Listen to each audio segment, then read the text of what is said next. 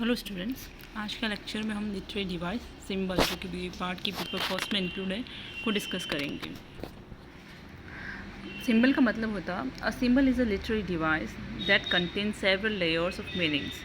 मतलब एक ऐसी लिटरेरी डिवाइस है जिसमें कि जो सरफेस पे जो लिखा जाता है या बोला जाता है उसके अलावा उसके खूब सारे हिडन मीनिंग्स भी हो सकते हैं या फिर कई सारे उसकी अंडर खूब सारी लेयर्स होती हैं मीनिंग्स की। Often concealed at first sight, जो कि फर्स्ट साइट में अपने को दिखाई नहीं देते कि भाई जैसे हम पढ़ें तो हमें पता चल जाए कि इसमें कहना क्या चाहता है, जबकि जो उसका हिडन उसमें एक मीनिंग होता है जो कि हमेशा हिडन रहता है and is representative of several other aspects, concepts or traits than those that are visible in the literal translation alone. Symbol is using an object or action that means something more than its literal meaning. मतलब इसका मतलब होता है जो भी action हो रहा है या फिर जो भी हम ऑब्जेक्ट यूज़ कर रहे हैं, मतलब जो भी लिटरेचर में किसी ऑब्जेक्ट को रिप्रेजेंट कर रहे हैं तो उससे जो मीनिंग प्रेजेंट कर रहे हैं उससे उसके हिडन मीनिंग्स बहुत ज़्यादा होते हैं या फिर उसके अलावा भी इसका मीनिंग होता है, उसको सिंबल बोला जाता है। जैसे कि अगर हम फ्रेज़ एग्जांपल ले तो कई बार अपन यूज़ करते हैं फ्रेज़ है अ न्यू डाउन, मतलब एक नई भोर या नई सुबह होना। Does not talk only about the actual beginning of a new day but also signifies a new start, a fresh chance to begin and the end of a previous cheering time. इसका मतलब ये भी होता है कि सिर्फ इसका मतलब सिर्फ ये नहीं होता है कि नई सुबह हो गई, इसके साथ कई सिग्निफाइज भी और भी सिग्निफाई करते हैं, जैसे कि जो हमारा बुरा वक्त था या फिर जो हमारा टायरिंग पुराना टाइम था वो ख़त्म हो चुका और उस हमें नए दिन के साथ नई शुरुआत करनी चाहिए अपनी लाइफ की। Symbols add layers of meaning to story, poem, or other creative work. They enable an author to deliver an idea or message within the narrative, a message on multiple levels.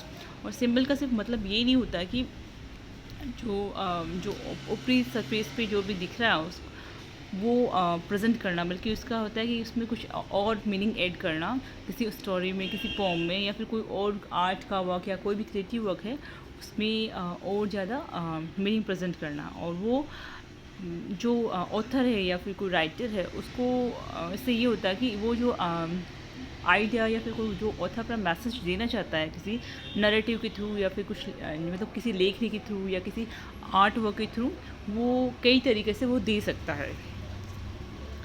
In literature, symbols are often characters, settings, images, or other motifs that stand in for bigger ideas. और literature में symbol कई बार characters हो सकते हैं, मतलब कोई भी आदमी को लेके या फिर कोई सेटिंग यानी कि कोई भी जगह को लेके उसकी जो कोई एक्शन चल रहा है उसका जो बैकग्राउंड है या उसकी जो सेटिंग कैसी हो वो भी सिंबल हो सकता है, कोई इमेज हो सकता है।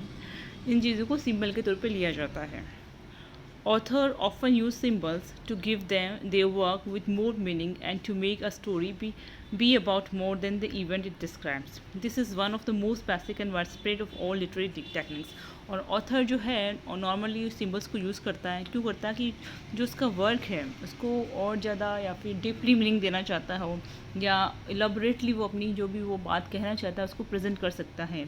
और नॉर्मली लिटरेरी डिवाइस में जितनी भी होती है उसमें से टेक्निक्स में सबसे ज़्यादा इसका सिंबल का यूज़ किया जाता है। तो सिंबल का मतलब ये चीज़ होता है भाई किसी भी स्टोरी में या फिर किसी भी पोएम में कोई किसी इमेज को यूज़ करना, किसी ऑब्जेक्ट को यूज़ करके उसका सिंबॉलिक मीनिंग देना चाहते हैं। जैसे कि हम नॉर्मली जैसे किसी डव का यूज़ करते हैं तो उसका मतलब होता है कि पीस यानी कि शांति का प्रतीक होता है। जैसे वाइट कलर को माना जाता है सरेंडर का प्रतीक, मतलब आप किसी संधि करना हो तो उसमें वाइट पहले जो कुछ जैसे युद्ध होते थे तो उसमें सफ़ेद ध्वजा फहरा दी जाती थी, तो उसका मतलब मीनिंग ये ले जाता था कि भाई संधि करना चाहता तो वो उसका सिंबल होता। या फिर जैसे रेड रोज़ होता है तो वो सिंबल होता है लव का। इसी तरह अलग अलग सिंबल यूज़ किए गए हैं। तो आई थिंक आज के लेक्चर में आपको ये समझ में आया कि सिंबल किसे कहते हैं। Thank you.